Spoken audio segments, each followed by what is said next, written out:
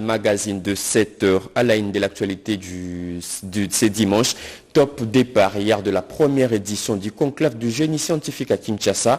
Près de 300 innovations des 120 chercheurs, inventeurs et innovateurs congolais dans plusieurs domaines sont exposés pendant 5 jours au Palais du Peuple. Le coup d'envoi a été donné par le chef de l'État Félix Antoine Tshisekedi. Les images à suivre dans ce journal.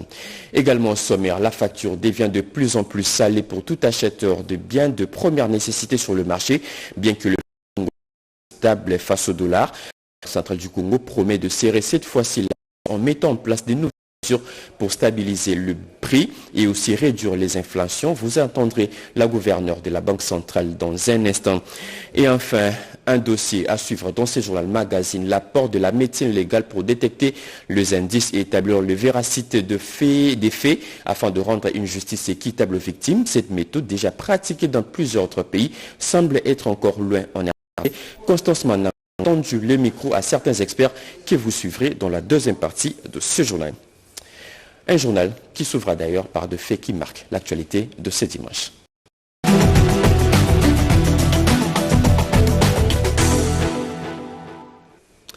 Mesdames et messieurs, encore une fois, bienvenue à vous si vous nous rejoignez à la radio-télévision nationale congolaise. Je le dis à l'ouverture de ce journal. Top départ hier de la première édition du conclave du génie scientifique à Kinshasa. Près de 300 innovations des 120 chercheurs, inventeurs et innovateurs congolais dans plusieurs domaines sont exposés pendant 5 jours au Palais du Peuple. Le coup d'envoi a été donné par le chef de l'État Félix Tshisekedi Tshilombo. Pierre Kibambeso Moïsa pour le reportage. Le génie scientifique congolais n'est pas une fiction, c'est une réalité non négligeable. Le scientifique congolais innove et mérite de l'attention. Sous le haut patronage du président de la République Félix-Antoine Tshisekedi Tshilombo, le ministère de la Recherche scientifique et Innovation organise du 19 au 23 août le premier conclave du génie scientifique congolais. C'est au chapiteau du Palais du Peuple que le comité d'organisation s'est fait le réel plaisir d'accueillir le chef de l'État pour la cérémonie d'ouverture des journées d'exposition et d'évaluation dans plusieurs domaines scientifiques, notamment de la pharmacologie, de l'agroalimentaire, l'agro-industrie, du numérique et même fabrication des voitures électriques made in DRC et de divers autres produits. Au chapiteau du Palais du Peuple, on a noté par assistance la présence du président du Sénat, Modeste Bahati Lukwebo, du Premier ministre Jean-Michel Sama Lukonde et de plusieurs autres officiels, des chercheurs et scientifiques congolais œuvrant au pays et ceux venus de la diaspora. Dans son mot d'ouverture, le président de la République a salué la tenue du premier conclave du génie scientifique congolais qui s'avère un grand événement, une grande première en RDC visant à promouvoir l'expertise nationale de la recherche scientifique. C'est donc avec une immense joie que je salue chaleureusement les centaines de chercheurs, inventeurs et innovateurs présents et absents, basés au pays, tout comme ceux de la diaspora, qui ont pris inscription à ce conclave afin d'exposer les fruits de leurs recherches. Tous s'emploient à chercher et à trouver des solutions aux problèmes socio-économiques de leur mère patrie. De manière particulière, je m'empresse à présenter à travers ma personne les chaleureuses félicitations de la nation tout entière à nos chercheurs de la diaspora qui ont pris inscription à ce conclave afin d'exposer les fruits de leurs recherches. Il s'agit entre autres de Madame Moubenga Sandrine, de Monsieur Ngatou Landou Roger, Monsieur Lai Ekwakile Aimé, Monsieur Kabea François, Monsieur Kaboko Monga Jean, dont les recherches menées à l'étranger ont produit des résultats qui vont être utilisés dans l'intérêt de leurs compatriotes. Je ne saurais ne pas mettre en exergue la brillante participation de la jeunesse congolaise à ce conclave. En effet, après le beau cadeau offert à la nation par la jeunesse congolaise dans les domaines sportifs et culturels au 9e jeu de la francophonie, comme l'a si bien dit le ministre de la Recherche scientifique, voici à 2 semaines d'intervalle, un deuxième trophée, scientifique et technologique cette fois-ci, dans lequel la jeunesse a rivalisé d'égal à égal avec les aînés. Au nom du peuple congolais, je félicite cette jeunesse scientifique qui s'adonne à la recherche, à l'invention et à l'innovation pour la dignité et la prospérité de notre pays. À vous tous aussi, membres du Conseil scientifique national et membres du jury du conclave, je vous présente mes très sincères félicitations pour avoir révélé à la nation ses enfants,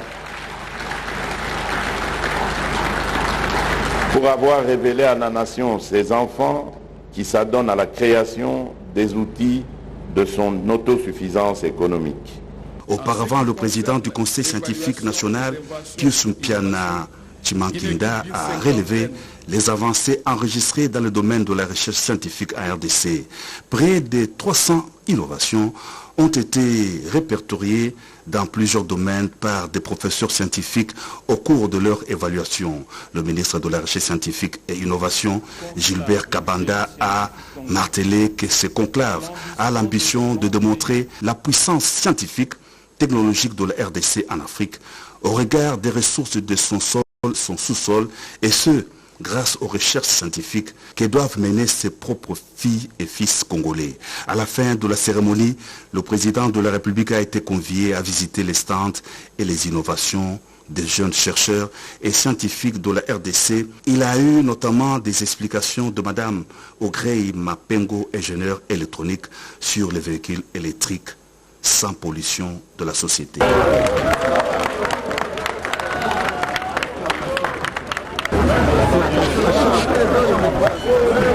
C'est par les moteurs fusées congolaises, Nyiragongo et Kimbirimbiri, que le président de la République a clôturé sa ronde des stands des innovations du génie scientifique congolais.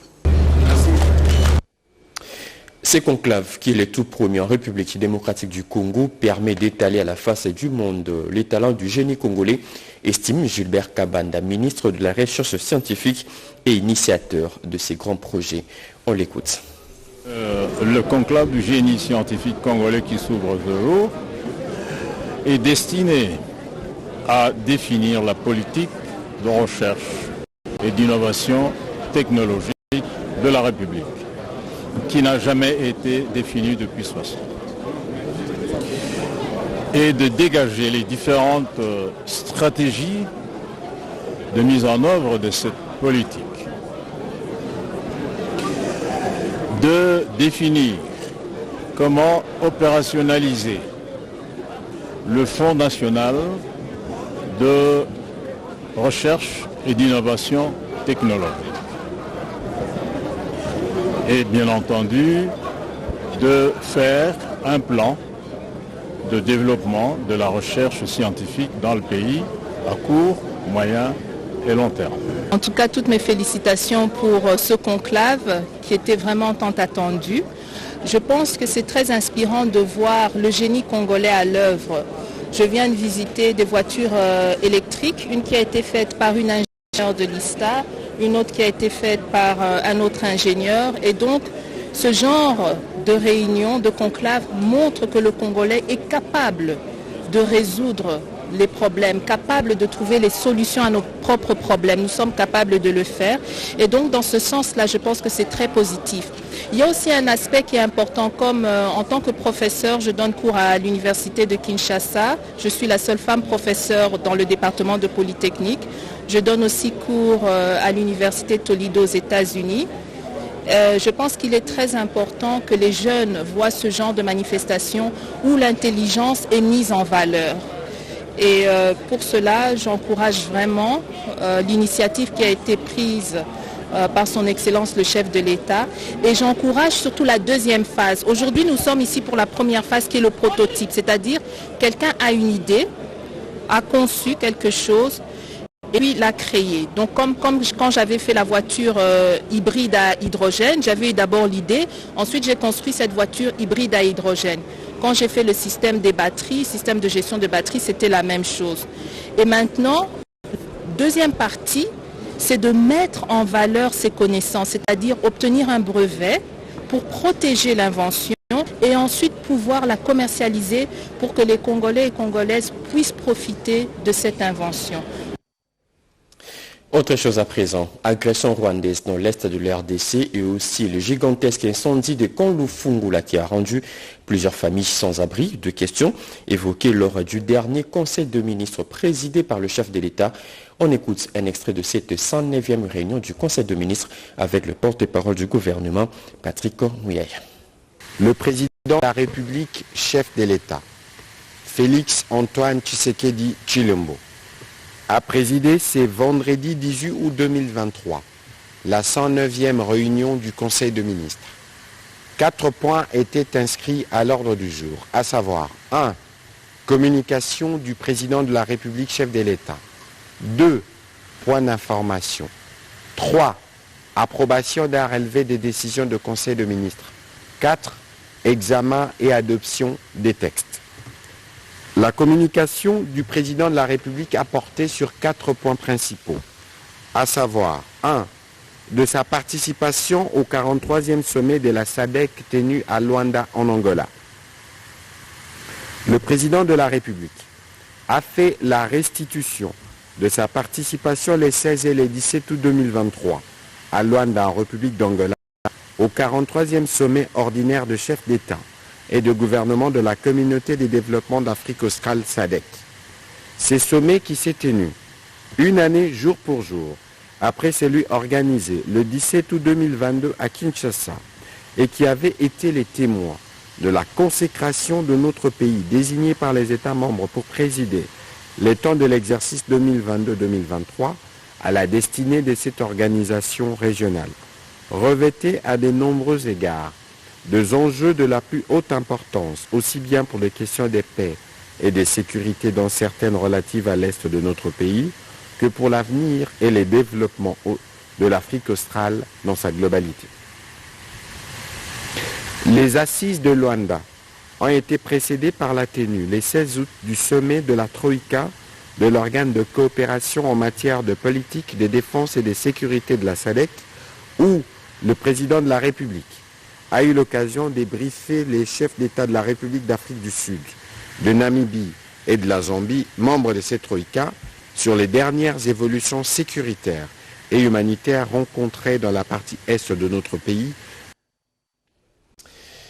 Je l'ai annoncé au sommaire, la facture devient de plus en plus salée pour tout acheteur de biens de première nécessité sur le marché, bien que le franc congolais reste stable face au dollar. Une situation qui déplore la Banque centrale du Congo qui promet de serrer cette fois-ci la vis en mettant en place des nouvelles mesures à long et à moyen terme pour stabiliser les prix de biens et services et aussi réduire les inflations sur le marché. Et Johnny Chidada Chabani a tendu les micros à la gouverneure de la Banque centrale du Congo. On l'écoute. Cette fluctuation du taux d'échange a une incidence négative sur les prix des biens et services sur toute l'étendue de la République. La Banque centrale du Congo, qui a la mission régalienne de préserver la stabilité des prix des biens et services, ne lésine pas pour prendre des mesures à impact visible sur la stabilité des prix des biens et services. Lorsqu'il y a une dépréciation, surtout lorsqu'elle est forte, les agents économiques s'attendent à ce qu'il y ait hausse des prix. Et ils augmentent les prix, même juste par la spéculation. Mais lorsqu'il y a appréciation, les opérateurs économiques craignent de faire de pertes au niveau de leur capital, des profits qu'ils faisaient lorsque le taux était déprécié, et ils ont une attitude d'attentisme avant de pouvoir traduire l'appréciation du taux de change au niveau de leur prix. Avec la poursuite des mesures qui sont en cours en ce moment, certainement le marché va arriver à intégrer de manière définitive le fait que les politiques mises en œuvre en ce moment visent à réduire l'inflation. Et donc, à ce moment-là, on devrait arriver à avoir des résultats. Donc ça, c'est les éléments au niveau des actions de court terme qui devraient compléter les mesures mises en œuvre au niveau de la politique monétaire. Il y a aussi des actions à moyen terme. La plus importante, c'est l'augmentation de l'offre des biens et services. Parce qu'aujourd'hui, si on constate effectivement qu'il y a eu appréciation de la monnaie, mais l'inflation est restée élevée, c'est parce que la dépréciation est un élément important qui mène à la hausse de prix. Mais ce n'est pas le seul. S'il y a une offre insuffisante, même s'il y a une appréciation de la monnaie pendant longtemps, ça ne pourra pas régler le problème de l'inflation. Et donc, à moyen terme, il faut véritablement qu'il y ait des actions mises en œuvre efficacement pour augmenter l'offre de biens et services.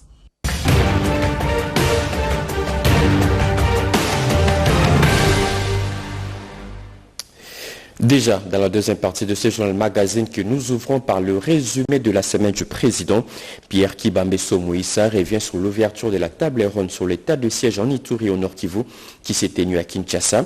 Des assises ouvertes par les garants de la nation qui, quelques jours après, s'est envolé pour Luanda où il a participé au 43e sommet de chefs d'État de la SADC. Félix-Antoine Tshisekedi Tshilombo a aussi, au cours de cette même semaine, discuté tour à tour avec le Premier ministre congolais Jean-Michel Sama-Lukonde et un émissaire du président Denis Sassou Nguesso.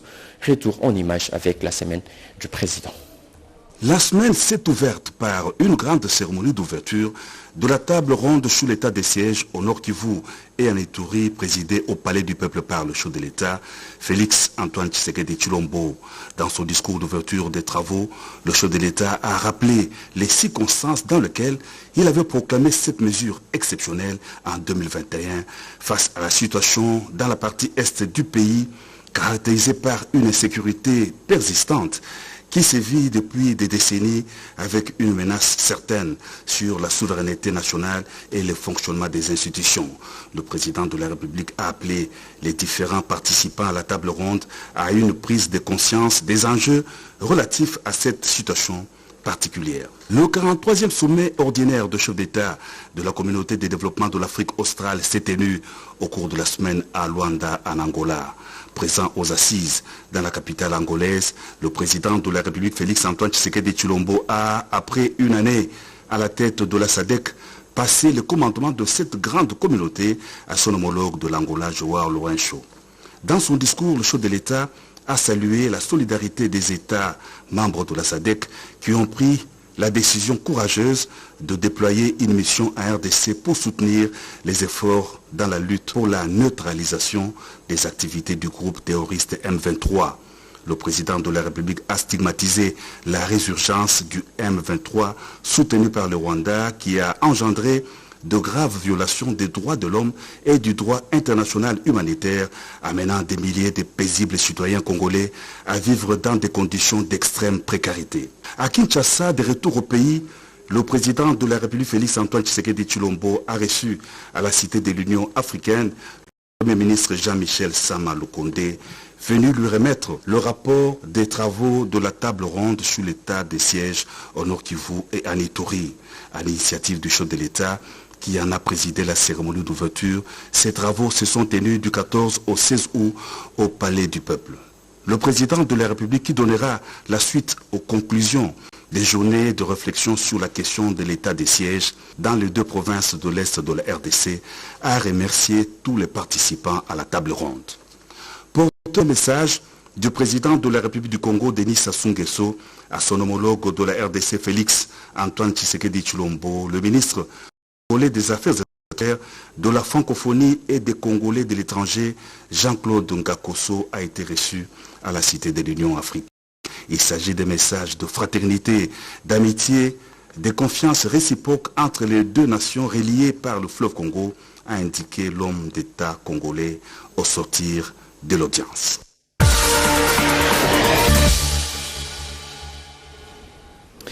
Le lancement de la semaine de l'allaitement maternel a attiré l'attention de notre rédaction cette semaine.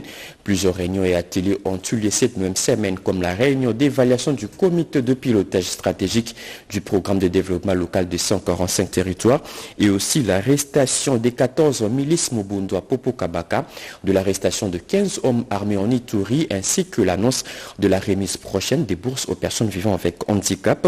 Des informations diffusées en long et large toute cette semaine sur nos antennes. Si vous avez manqué un sujet d'actualité, Constance Mananga revient en quelques minutes sur toutes ces informations. 500 bourses seront accordées aux personnes vivant avec handicap grâce à un partenariat entre la Fondation Denis Nyakeru Tshisekedi et l'Institut national des préparations professionnelles INPP.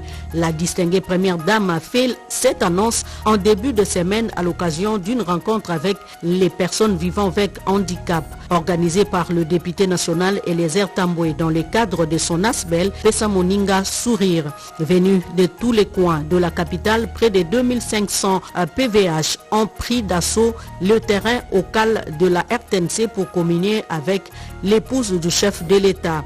Denis Nyakeru Tshisekedi les a exhortés à l'apprentissage des métiers pour leur autonomisation. Les programmes de développement des 145 territoires touchent également les provinces qui étaient sous état de siège. 93 infrastructures sont prévues pour la province de l'Ituri, dont 60 écoles et 28 centres de santé. Les travaux sont exécutés par le BSECO, une mission d'évaluation des péchés dans différents territoires par la ministre d'État. Ministre du Plan était sur terrain au courant de la semaine. Programme de développement local des 145 territoires toujours, il en était question au cours de cette réunion d'évaluation du comité de pilotage stratégique présidé par le Premier ministre. 400 ouvrages déjà fin prêts et qui attendent l'inauguration dans les prochains jours. Des descentes seront programmées quant à ce, une évolution notée positive au regard des objectifs fixés. Les ministres d'État au budget et son collègue des finances ont promis d'octroyer plus de moyens financiers au centre pilote de Kanyama-KCC. Nous sommes dans le Olomami. Ces fonds vont permettre au service national de dupliquer cette expérience de production agricole dans les autres provinces. Présents sur place, les deux membres du gouvernement se sont dit impressionnés par les travaux abattus dans ces centres. À partir de Lualaba, la semaine mondiale de l'allaitement maternel exclusive jusqu'à 6 mois pour les nouveau-nés a été lancée. Le vice-ministre de la Santé publique, Hygiène et Prévention qui présidait la cérémonie a prêché les bien-fondés de cet allaitement. Lutte contre les groupes armés en Ituri, les forces de sécurité et de défense ont arrêté une quinzaine des hommes armés à la base de la criminalité dans plusieurs sites miniers dans les territoires de Mambasa, avec 11 armes du type AK-47, 810 munitions et autres biens. Ils ont été présentés en début de semaine au gouverneur militaire. Dans le même ordre d'idées, assaillants Mobondo ont été neutralisés à Popokabaka, l'un des territoires de la province du Kwango. Ces malfrats ont déjà tué plus de 10 personnes dans les localités de Makimbi et Ipongi. 13 nouvelles embarcations ont été réceptionnées avec possibilité de transporter 1 tonne de matériel selon Denis Kadima, président de la centrale électorale. Ces matériels pourront être dispatchés dans différentes antennes provinciales. Il a ensuite visité l'entrepôt de Kingaboa où sera stocké l'ensemble des équipements qui constituent la logistique de la CENI. Enfin, les quartiers Haïti au camp Lufungula en fumée. Un incendie s'est déclaré, laissant ainsi des familles sans abri. Pas de pertes en vies humaines, mais des dégâts matériels important, raison de la descente du vice-premier ministre, ministre de l'Intérieur, qui a promis la prise en charge gouvernementale et l'ouverture d'une enquête pour réponse efficace afin de soulager tant soit peu les familles en difficulté.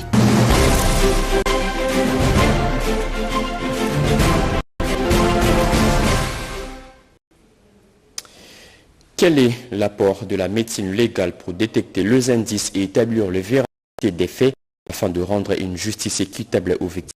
Cette méthode, déjà pratiquée dans plusieurs pays, semble encore être loin en République démocratique du Congo. Constance Mananga a tendu les micros à certains experts. C'est l'unique dossier de ce journal magazine. Regardons. Dans une procédure judiciaire, prouver c'est établir la véracité des faits dans une affaire. La preuve demeure un des moyens dont la justice a besoin pour faire aboutir un procès. L'apport de la médecine légale est un atout. La médecine légale, c'est une médecine qui intervient lors d'une procédure policière ou judiciaire désignant plus particulièrement la pratique des autopsies. Assiste la justice dans la complémentarité de l'instruction d'un dossier judiciaire afin que l'OPJ, les magistrats du parquet qu'on appelle les ministères publics, ou les juges puissent ressortir du dossier lui soumis pour enfin bien les trancher. La nécessité de former des médecins légistes s'est fait sentir aujourd'hui pour dissiper des doutes lors des procès sur des crimes, meurtres, assassinats ou sur les viols. Car plusieurs affaires de ce genre ont été classées sans suite par manque d'informations ou preuves médicales légales. La médecine légale a un apport très important dans le fait de dire les droits pour ce qui concerne les juges. Pas pour toutes les infractions, parce qu'il y a des infractions qui ne nécessitent pas la médecine légale. Étant donné que la justice ne peut se reposer que sur la médecine légale, donc surtout en matière de violences sexuelles, c'est incontournable la médecine légale dans la justice. Le travail des médecins légaux est très important dans la mesure où il permet aux magistrats et à l'OPJ d'avoir une certaine précision quant à la preuve qui lui est soumise. La plupart des problèmes concernent le corps humain. Un juriste n'ayant pas une vision large des informations biomédicales pour cerner la gravité de tel ou acte, d'où les recours à la médecine légale. Objectif, trouver des preuves médicales légales opposables à tous. Pour ne pas condamner une innocent, le magistrat ou le juge essaie de s'entourer de toutes les précautions possibles pour avoir les preuves que telle personne devant lui est réellement responsable. C'est pour ça qu'il nous demande de lui apporter des preuves, des preuves médico-légales pour le convaincre de la réalité de l'infraction, et c'est à lui de faire le lien entre l'infraction et la personne. Le juriste n'a pas la formation biomédicale. Lui, il ne sait pas faire la différence entre une échymose que vous appelez bleu et un hématome. Donc il fait appel à l'aide de la médecine. On a commencé avec les formations sur le tas, donc des formations des médecins généralistes, des formations multisectorielles qui ont regroupé les médecins, les infirmiers, les psychologues, les magistrats, les juges, les avocats et les policiers OPG pour les enquêtes, mais aussi toutes les personnes qui vont œuvrer dans la réinsertion. Après, nous avons des formations avancées que nous appelons des formations spécifiques, notamment pour les médecins de manière spécifique avec la collecte des preuves médico-légales, mais aussi la documentation médico-légale qui va aller directement en justice. Voir les auteurs de crimes, viols et autres assassinats circuler en toute liberté, faute de preuves, c'est torturer mentalement à vie des victimes ou leurs familles. Avec la médecine légale, c'est un pas dans la lutte contre l'impunité et les débuts de restauration des parties lésées.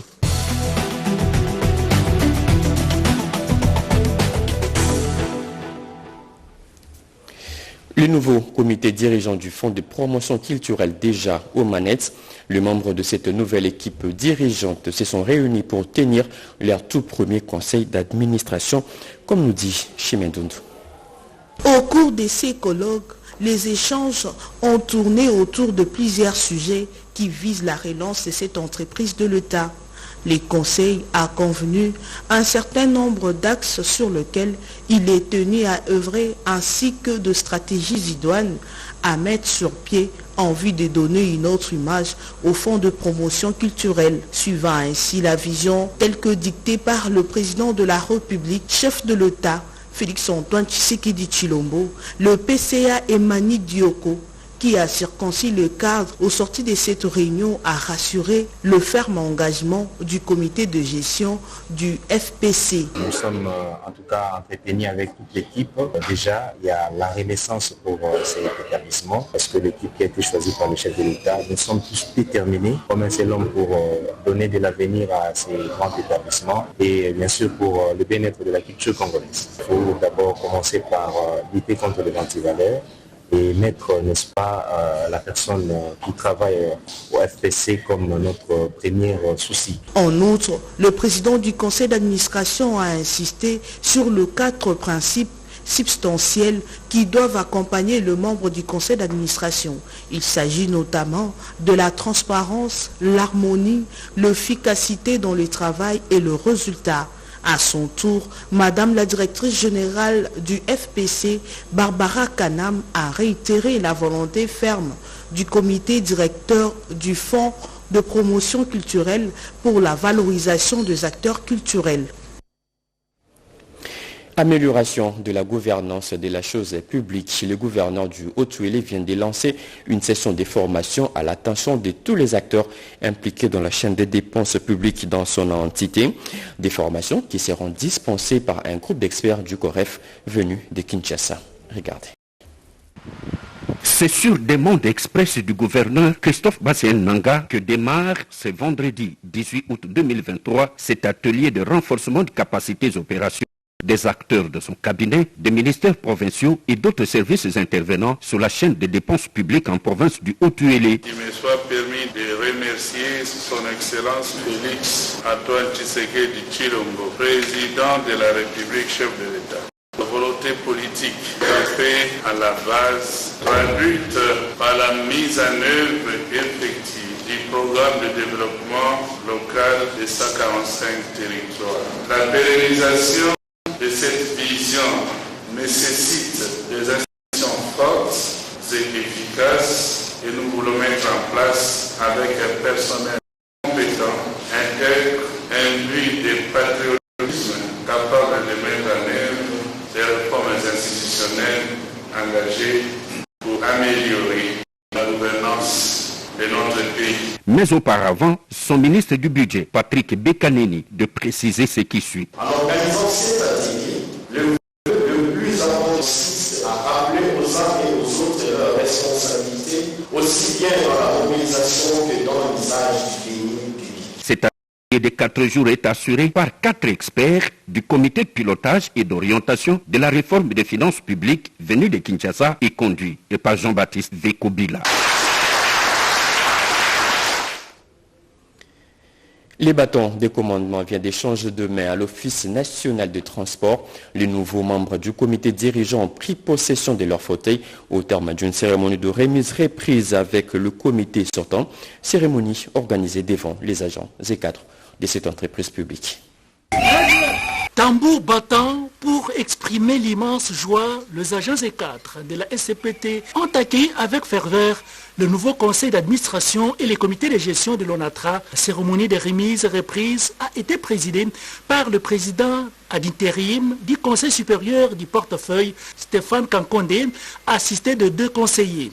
Assemblée générale tenue, lecture des ordonnances, des nominations faites, lettres de notification lues, l'heure était à la lecture du procès verbal intervenu. Le président du conseil d'administration par intérim sortant, Antoine Nzangi, et le nouveau président du conseil d'administration, Mananga Ngoma Wagi Mathieu, ont échangé les signataires. Mathieu Mananga Ngoma, nouveau président du conseil d'administration, a centré son discours sur la situation sociale des travailleurs et la bonne gouvernance. Je voudrais exprimer au nom des administrateurs ici présents et au mien propre toute la gratitude à monsieur le président de la République, chef de l'État, son Excellence Félix Antoine Tshisekedi Tshilombo, pour la confiance qu'il a placée en nous confiant la charge combien difficile et en même temps exaltante. Il nous appartient dès lors, chers collègues, de nous surpasser dans la réalisation de notre mission en vue de l'assurer suivant des règles de l'art. Même exercice à la direction générale où Martin Lukusapanou, directeur général intérimaire, a été reconduit cette fois-ci pour le confirmer à son poste et Gabel Lulendo a fait son entrée et pris ses fonctions de nouveau directeur général adjoint. Nous en profitons pour remercier le gouvernement de la République, et particulièrement le Premier ministre et Madame le ministre du portefeuille de l'État pour cette confiance qu'ils ont placée à nous. Aux agents et cadres de l'ONATRA, nous avons demandé que nous puissions immédiatement nous remettre au travail. Le compte à rebours a commencé pour lancer la machine ONATRA. La nouvelle équipe a reçu la mission de relever les défis du renouvellement de l'outil de production. Promotion de l'entrepreneuriat de jeunes, un cheval de bataille pour le chef de l'État. Et pour répondre à l'appel de cette vaste vision qui vise à créer de millionnaires congolais, un nouveau programme vient d'être lancé à l'attention de jeunes entrepreneurs, comme nous dit Gaëtan Magalano. Au cœur d'un continent, un pays se redresse. Son président place l'entrepreneuriat de jeunes au centre de sa politique. RDC, pays, continent, Félix Tshisekedi, garant de la nation, caresse l'ambition de créer le millionnaire congolais. Et pour répondre à cet appel lancé par le président de la RDC pour un Congo fort et prospère, c'est samedi 19 août 2023, Mars Tech voit le jour au cours de cette cérémonie rehaussée par le conseil spécial du chef de l'État en matière de l'innovation et changement de mentalité et tant d'autres invités de marque. Cette journée, selon son directeur général, marquera le début de belles expériences à l'issue de quelle une nouvelle moisson de jeunes entrepreneurs verront le jour. Mars Tech SARL est en train de se battre pour prôner ces valeurs qui sont quasiment absentes dans notre pays, dans l'intégrité, la qualité, la notion du temps, le respect des deadlines et la dernière des choses, c'est la qualité. C'est quelque chose sur lequel je me bats et même les travailleurs savent que j'exige la qualité. Lorsqu'il n'y a pas de qualité, on peut reprendre, on peut même tout casser. Mars Tech se veut être l'une de référence dans le génie civil et autres domaines avec comme mission de mettre sur le marché des ouvrages architecturaux. Et un communiqué de la Régie des eaux avant de boucler complètement ce journal. La Régie des eaux SA, direction régionale de Kinshasa-Est, informe ses abonnés de la partie Est de la ville de Kinshasa que suite aux travaux de maintenance de son réseau de distribution d'eau potable alimenté par la conduite en acier DN 350 de l'avenue Mokali, son usine de traitement d'eau potable de Lembaïmbou sera en arrêt ce dimanche 20 août 2023. Donc aujourd'hui à partir de 8 heures jusqu'à la fin des travaux. Par conséquent, des manques d'eau et perturbations seront observés dans des communes et quartiers ci-après, communes d'Indjil et Kimbanteke, ainsi que les quartiers 5, 9, 6, 13, Kisantu, Maviokele, Mikondo, Boma, Beyela, Baboma, Salongo, Baoumbo et Kimbwa. La Régie des eaux SA prie ses abonnés concernés de bien vouloir l'excuser pour ces désagréments indépendamment de sa bonne volonté et les invite à se constituer de réserves d'eau potable. Elle les rassure du rétablissement de la desserte dès la fin des travaux faits à Kinshasa le 18 août 2023. La direction régionale de Kinshasa-Est, Dr Bakajika Somba Mania. Et c'est fini pour ce journal de 7 heures, mesdames et messieurs. Ce journal a été réalisé par Pascal Chichot, Ramadan Poki. La partie technique a été assurée par Yannick Yangouma, Jaouel Mpiangou, Papi Vouélé. Merci de nous avoir suivis. L'actualité continue sur nos antennes. Retrouvez tout à l'heure à 13h30 Marie-Louise Ombela pour les journaux de la mi-journée. Merci et très bonne suite des programmes sur nos antennes. Au revoir.